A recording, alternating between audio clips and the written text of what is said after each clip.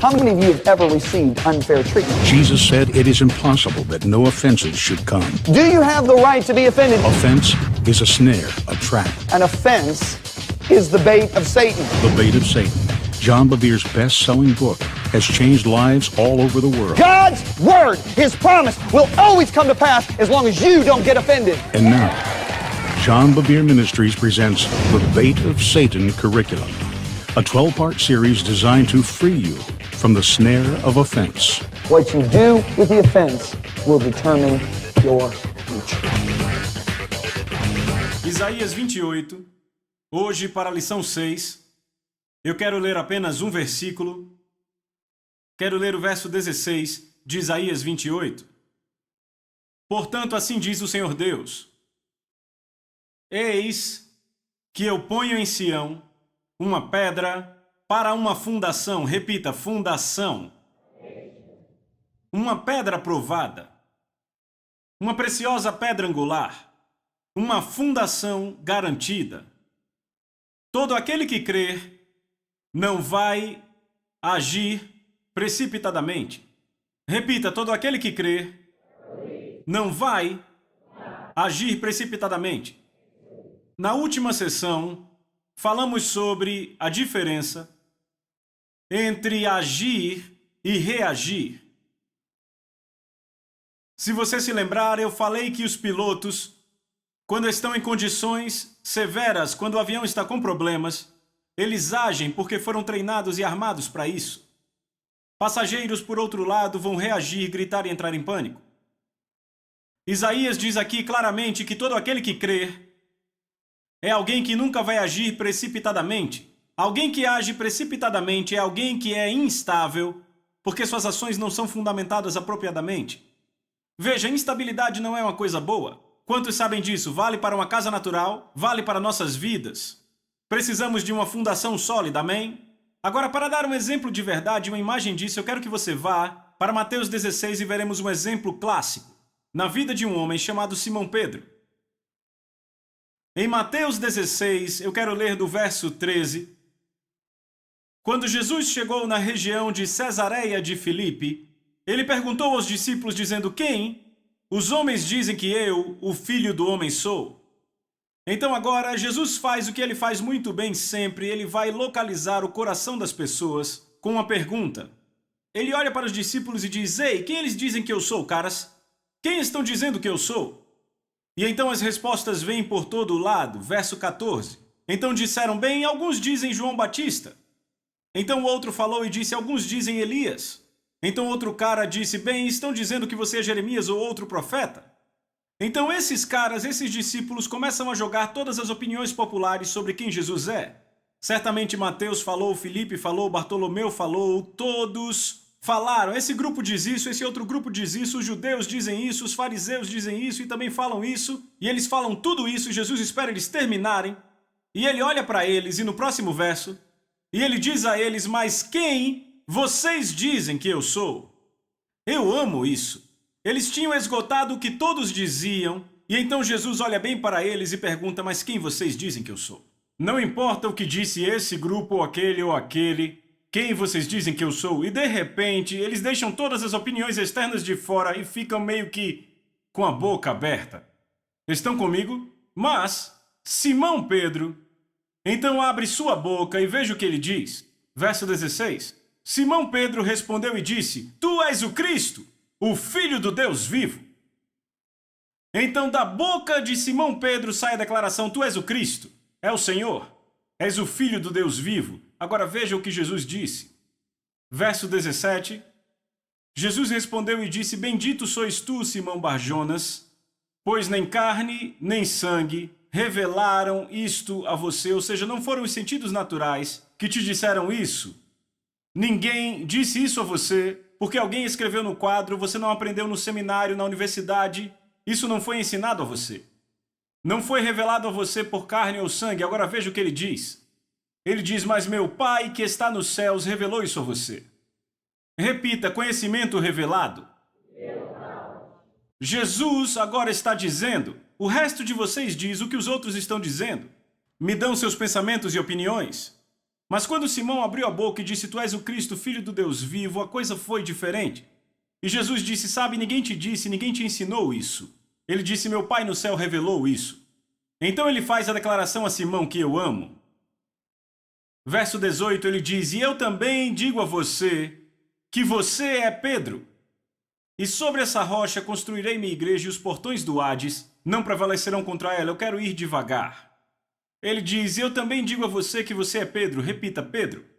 Agora, Pedro vem da palavra grega Petros, que simplesmente quer dizer uma pedra. Repita, pedra. Agora, a palavra Simão, por outro lado, vem de uma palavra grega que quer dizer ouvir. Em outras palavras, seu nome significava que você era um ouvinte, mas agora eu te chamo assim. Você é uma pedra, uma rocha.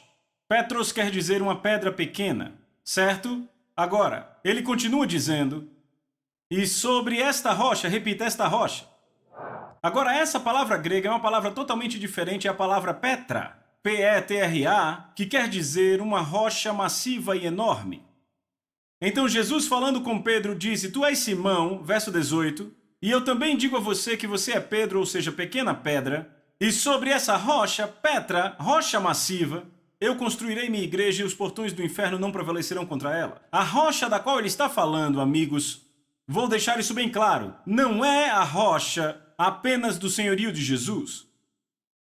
Veja, eu não quero entristecer ninguém, eu quero que você entenda bem isso aqui. É claro que ele é a rocha fundamental. É a pedra angular da igreja. No entanto, ele é a palavra viva de Deus. Ele é a palavra feita carne. Estão comigo? Agora, não é a palavra escrita que nos muda. A palavra escrita pode ser ensinada e comunicada a nossos sentidos. Estão comigo? O que Jesus está dizendo, a rocha sobre a qual edificarei minha igreja, é a palavra revelada de Deus. Estão comigo? Deixe-me dar um exemplo. Quando eu prego, eu digo isso com frequência às pessoas. Não fique apenas fazendo anotações de tudo o que eu digo. Ao invés disso, ouça a voz dentro da minha voz. Estão comigo? Esta é a voz do Espírito Santo. A beleza do ministério é essa. Aqui estou eu pregando para quantos? 1.200, 1.500 pessoas, certo? Estou pregando uma mensagem para 1.300, mas ouça, ela está sendo ouvida de 1.300 formas diferentes. Se você tiver fome, porque o Espírito Santo está explodindo coisas diferentes em cada um aqui. Eu já estive em cultos onde um homem está pregando e as palavras exatas que ele diz surgem como uma bomba dentro de mim. Isso é conhecimento revelado. Não são mais as palavras dele, agora foram reveladas a mim. Foi a revelação do Espírito de Deus para mim. Sobre isso ele edifica a igreja. Eu também já estive em cultos antes e há um homem ou uma mulher pregando e eles estão falando sobre algo e de repente o Espírito usa isso para explodir outra coisa totalmente diferente do que eles falam dentro de mim. Eles podem ir em uma direção, mas de repente uma explosão me leva para outra direção. Isso é conhecimento revelado. Você não ouve, por assim dizer, com seus ouvidos naturais, mas com os espirituais. Você não viu com seus olhos físicos, viu com os olhos do Espírito. Foi por isso que Jesus disse, Tomé, você me viu, mas mais bem-aventurado é aquele que não viu e creu. O que ele estava simplesmente dizendo a Tomé era, o conhecimento revelado é mais poderoso e duradouro que o conhecimento pelos sentidos. Você tocou fisicamente os furos nas minhas mãos e pôs sua mão do meu lado, mas não é isso que vai fazer com que você seja estável. O que vai fazer você ficar estável é o quê? O conhecimento revelado de Deus. Estão comigo? Sabe, quando você olha para o jardim, quando você vê Adão e Eva, eu acho isso fantástico.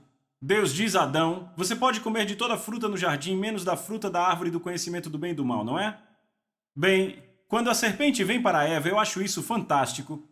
A serpente diz a Eva, você não pode comer de toda a árvore no jardim, não é? Ela diz, bem, ela vai dizendo, não podemos. Ela disse, não podemos comer ou tocar na árvore do conhecimento do bem e do mal. Bem, primeiro o que você vê em Eva é muito mais conhecimento comunicado do que conhecimento revelado. Primeiro ela diz, não podemos, King James. Bem, isso soa como regra, não é?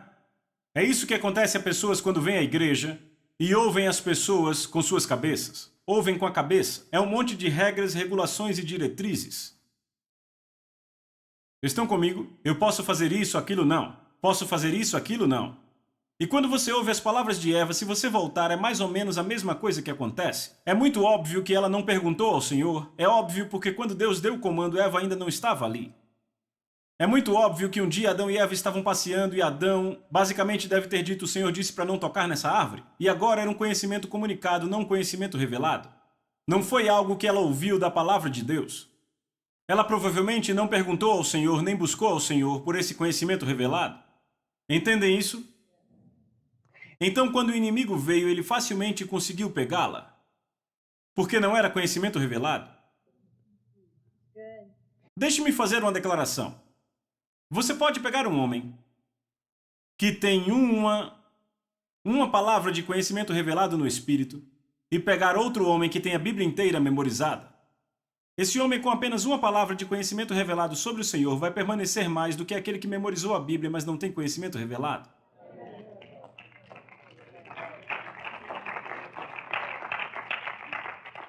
E você se pergunta, por que você está aí em pé pregando isso? Porque minha confiança não está na minha habilidade de articular. Minha confiança está no fato de que quando eu falo palavras vivas. Palavras que dão vida do Espírito Santo para os que estão famintos, que pegam e explodem aquilo que precisam, e isso causa mudança em nossos seres. Isso é parte do processo, é como funciona. Estão comigo? E alguém pode perguntar, por que eu devo ir à igreja? Bem, porque aí há unção coletiva e é onde esse conhecimento revelado explode. Eu descobri uma coisa fantástica para mim. Eu consigo ir para uma igreja, posso ir para uma conferência e posso pregar uma mensagem e uma pessoa sentada ali vai embora com a sua vida absolutamente transformada, enquanto a outra pessoa sentada do lado diz, demorou um pouco e falou alto demais. Ambos receberam a mesma informação, mas um homem estava faminto e o outro não estava. Veja, o conhecimento revelado vem para aqueles que estão extremamente famintos. Se olharmos para Pedro, ele era aquele que constantemente fazia perguntas, constantemente falava, falando quase fora do tempo, fazendo um monte de coisas bobas, mas a questão é que, ouça, além de tudo isso, ele tinha uma fome absoluta e intensa. Deus é atraído pela fome. Para ser muito honesto com vocês, o nível da sua fome indica quão saudável você é. Sabe, olhem para o natural, pessoal. Qual a indicação que alguém está doente? Eles perdem o apetite? Ou seja, alguém aqui já teve um resfriado? Levante a mão. Certo, quando você pegou um resfriado, você queria comer? Não, sabe, comer um pedaço de carne estando resfriado é tão bom quanto comer grama.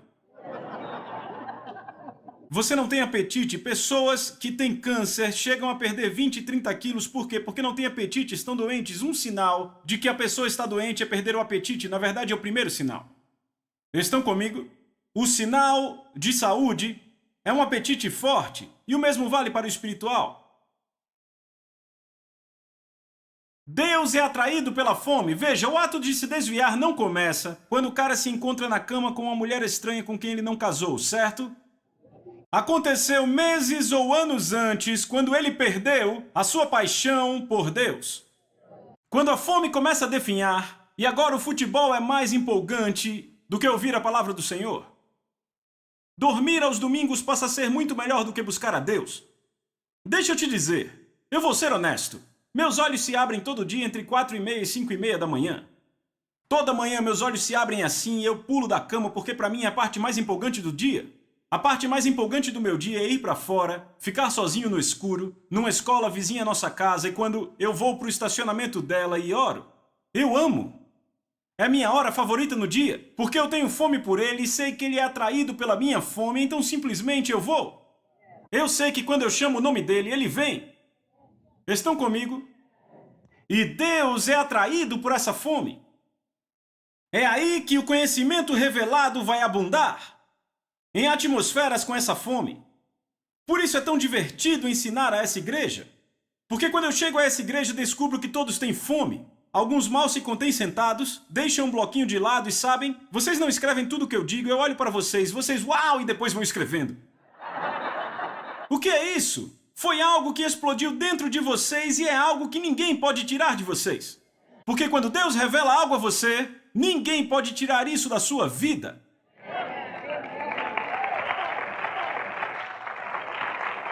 Vem! Jesus nunca disse isso. Jesus nunca disse que o homem viverá de toda palavra que procedeu da boca de Deus. Ele disse que o homem viverá de toda palavra que procede. Tempo presente. É o que Deus diz agora. Porque ele não é, como Paulo disse, um ídolo mudo ou um Deus mudo. Ele fala. Sabe, eu estou desviando daquilo que eu ia falar, mas tudo bem. Umas semanas atrás, agora eu vou entrar na intimidade aqui. Alguns podem ficar meio chocados com o que eu vou dizer. Umas semanas atrás eu estava no avião orando e eu disse, Senhor, se eu não puder ter intimidade com você, eu disse, me leve para casa. Eu quero sair daqui. Porque eu não quero viver aqui. Se eu não tiver intimidade com você, não quero viver aqui. Ouça o que Davi diz. Salmos 28, Davi diz, a ti, ó Senhor, eu clamo. Agora ouça. Não fiques indiferente para comigo. Ouçam. Se permaneceres calado, serei como os que descem à cova. Davi disse, se você não falar comigo, se não se comunicar comigo, serei o mesmo que um pecador no inferno? Eu estou bem aqui e entendo que você quer se comunicar comigo. Outra vez, nessa mesma época, eu estava dirigindo na estrada. O Espírito falou comigo e disse, encoste. Encoste. Eu disse, ok, já aprendi, quando Deus diz algo, eu faço. E havia uma área de descanso perto de onde eu passava e eu encostei. Assim que eu obedeci, veja, isso é fantástico. Quando a sarça ardente queimava, Moisés disse, eu vou me virar e ver essa grande visão. Ele estava ocupado cuidando do rebanho. Mas quando ele percebeu que Deus estava se movendo, ele disse, ei, esqueça isso, eu vou me virar. E sabe o que a Bíblia diz? Quando Deus viu que ele tinha se virado, então falou com ele. Se você não se virar, Deus não vai falar. Quando eu encostei na área de descanso, o Espírito Santo falou comigo assim. Ele disse, filho, eu te disse para orar sem cessar. Eu disse, sim, Senhor, disse. Ele disse, filho, a oração não é um monólogo, é um diálogo. Não é uma conversa de mão única, é uma conversa de mão dupla. Eu disse, sim, Senhor, eu sei. Ele disse, filho, então se eu digo para orar sem cessar, quer dizer que eu me comunico sem cessar. E eu, uau! Agora ouçam, pode nem sempre ser uma voz. Quantos aqui sabem que a minha esposa pode olhar para mim de um jeito e eu conseguirei escrever 3 páginas só com aquela olhada? Ela está se comunicando comigo sem dizer uma palavra e é bastante comunicação, entendem o que eu digo? Entendem? Este é o ponto, você percebeu isso? É assim que ele vai se comunicar conosco. Pode não ser uma palavra dentro do nosso coração, mas ele quer se comunicar conosco. Estão comigo? Esse é o tanto que ele nos deseja. Agora, isso era do que Pedro tinha fome. Você vê que Pedro era mais faminto que todos os outros caras. Ele era o cara que dizia, ei, eu quero andar sobre a água. Sabe, todos põem Pedro para baixo. Porque ele afundou. Mas sabe, e quanto aos outros caras? Todos no barco, pelo menos ele saiu e andou. Entendem o que eu digo? Este é o tipo de fome que aquele cara tinha e Deus é atraído por isso. Agora, quando você tem esse tipo de apetite por Deus, seu coração se torna um lugar onde o conhecimento revelado começa a abundar. Agora, isso não só se aplica às Escrituras, se aplica à comunicação de Deus com as nossas vidas. Por exemplo, você não encontra um capítulo e um versículo sobre com quem você deve casar. Não encontra uma passagem sobre o que você foi chamado a fazer nessa vida. Não diz John Bevere deve pregar o Evangelho às nações na Bíblia. Estão comigo? Então, quando buscamos a Deus, Deus revela coisas a nós e quando Ele faz isso, vivemos baseados nisso. Deixe-me dar um exemplo. Quando eu era pastor de jovens, eu me lembro num domingo à noite, minha secretária estava em serviço e eu também, e ela estava namorando com esse cara e era como 2 pombinhos, sabem? E receberam a profecia de um ministro que deveriam casar. E todos se pronunciaram, era uma igreja grande, mas a maioria sabia porque eles trabalhavam na equipe. E todos, todo mundo empolgado. E ela veio flutuando para o escritório no dia seguinte, ok? Pastor John, eu estou tão empolgada, você casaria eu e o Mike? Eu disse, bem, sim, eu adoraria casar vocês, só precisam passar pelo aconselhamento. Ela disse, claro, e eu lembro do primeiro aconselhamento. Eu fiquei desconfortável no espírito. Sabe, algo estava errado. E eu não conseguia entender, e eu aprendi a continuar andando até que Deus te mostre. E então, quando entraram no meu escritório, a primeira coisa que eu disse foi: querida, deixa eu perguntar. Mike é o homem com quem Deus disse para você se casar? E ela feliz disse: sim, é o homem com quem Deus me chamou para casar. E eu olhei para o Mike era um cara interessante, ele parecia o irmão gêmeo do Pete Sampras. Eu olhei para Mike, eu disse: Mike, Tânia é a mulher com quem Deus te chamou para casar? Ele olhou para mim e abaixou a cabeça. Eu disse: Mike? Ele não olhou. Eu disse: Mike, olha para mim. Eu disse: Deus te chamou para casar com ela. Ele abaixou a cabeça de novo. Eu disse: pessoal, acabou o aconselhamento, não vai haver casamento. Eu disse: não há como eu casar vocês dois se você não sabe se esta é a mulher com quem Deus te chamou para casar. Eu disse porque quando a primeira tempestade chegar no casamento de vocês, e acredite, vai chegar, a primeira coisa em que vocês vão pensar: bem, será que o cara errou na profecia? Eu deveria ter casado com essa mulher, blá, blá, blá, e não haverá estabilidade. Sabe, vocês podem sair daqui ao fim da discussão. Ela ficou com raiva de mim. Mas, sabe, a semana seguinte foi bem desconfortável com a minha secretária. Eu nunca vou esquecer. Então, 3 semanas se passam e ela chega radiante no meu escritório com ele e pergunta: podemos falar com você? Eu disse: claro, tudo bem. Entro no meu escritório e assim que entro eu olhei para ele: Mike, foi essa mulher com quem Deus te chamou para casar? E ele disse: sim, senhor, com ela mesma. E eu disse: então vamos adiante. E sabe, casaram, têm uma linda criança, estão muito bem agora. Por quê? Porque eles ouçam. Construam sua vida no conhecimento revelado. E alguns dizem: eu casei antes de ser salvo. Tudo bem, continue casado, continuem juntos, certo? A Bíblia diz isso especificamente, entendem? Mas o que eu estou dizendo é que quando você vai para o emprego, uma carreira, quando você entra, sabe, naquilo que você foi chamado para fazer num casamento, você tem que ter essa palavra revelada. Isso traz estabilidade à sua vida. E essa estabilidade impede que você o quê? Fique ofendido. Porque outras, como a semente lançada em terreno pedregoso, ouvem a palavra de Deus e logo a recebem com alegria. Mas não tem raiz em si mesmas. Amigos, o que é raiz? Em outras palavras, a palavra para raiz é fundação. Certo? Repita: fundação. Elas não têm fundação. Permanecem por pouco tempo. Quando surge alguma tribulação ou perseguição, por causa da palavra, logo estão ofendidos. Entendem isso? O que Jesus disse? Ele disse: vejam, ele disse: aqui está o cara que construiu sua casa na areia e aqui está o cara que construiu sobre a rocha. Sabe o que é impressionante? Você pode construir uma casa de 5 andares, belíssima, na areia. E você pode construir uma cabana sobre a rocha. E enquanto o sol está brilhando, sabe, a bela casa de 5 andares é muito superior à cabaninha na rocha. Mas quando o furacão vem, quanto maior é a queda. E de repente você olha e a cabaninha suportou a tempestade porque é construída sobre a rocha. A palavra revelada. Pessoas que buscam a Deus para construírem suas vidas com o que Ele falou aos seus corações são pessoas que não agem apressadamente. Evangelho de João, capítulo 6. Eu quero mostrar a vocês a estabilidade de construir a sua vida sobre a rocha. Estão prontos? Agora, no ministério de Jesus, vocês vão descobrir em João capítulo 5, 16, os líderes religiosos queriam matar ele. Veja, quando querem matar seu chefe, você está incluído. Então tudo estava meio instável para esses caras, para os discípulos. Mas então, em João capítulo 6, verso 15, estavam tão felizes com Jesus que queriam fazer dele um rei. E quando queriam fazer dele um rei, sabe o que ele fez? Saiu da cidade. É impressionante. E os discípulos disseram: peraí, queriam te matar no capítulo passado. E agora nesse capítulo querem te fazer rei e você foge. Você deveria ser o Messias, deveria estabelecer o seu reino. O que você está fazendo?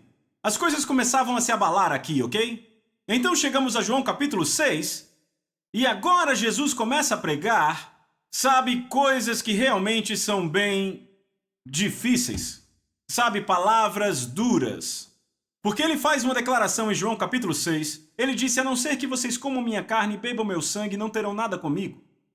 Sabe, essa é uma declaração realmente forte. Veja João capítulo 6, verso 60. Desta forma, muitos discípulos, quando ouviram isso, ouviram o quê? Quando ele disse: se não comerem minha carne e beberem meu sangue, não terão parte comigo. Quando muitos dos seus discípulos ouviram isso, disseram: dura esta palavra, quem pode entendê-la?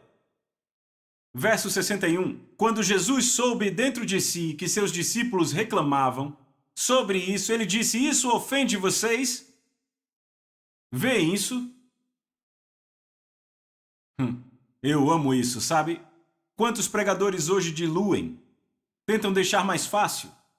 Jesus diz: isso ofende vocês, sabe o que ele fez? Ele pregou mais forte. Olha para eles e diz: isso ofende vocês, e ele vai mais fundo. Então vejam isso, vejam o versículo 66. Daquela hora em diante, não, vamos ver do versículo 64, que também é muito bom. Ele disse: mas há alguns de vocês que não creem. Agora ele estava escancarando.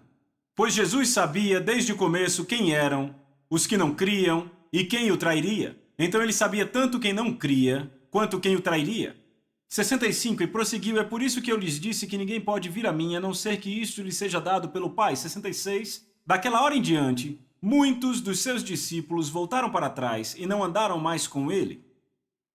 A palavra grega aí para muitos é uma parte muito grande. Agora olhe para mim, você imagina metade da equipe indo embora?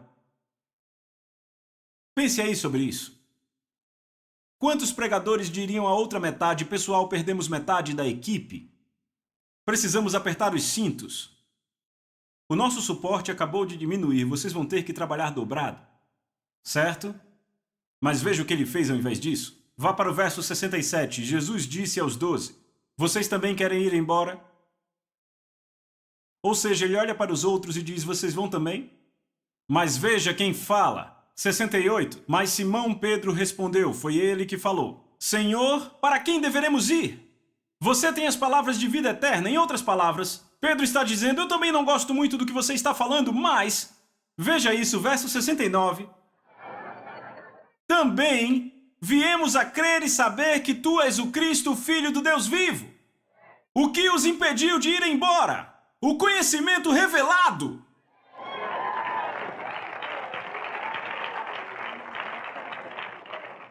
Aqueles outros caras tremeram na base, agiram apressadamente e foram embora. Mas havia sido revelado a Pedro que ele era o Cristo, o Filho do Deus vivo, e o que sai da sua boca? Exatamente a revelação. Como posso ir a outro lugar? Eu não gosto do que você diz, mas como posso ir? Porque você é o Cristo, o Filho do Deus vivo.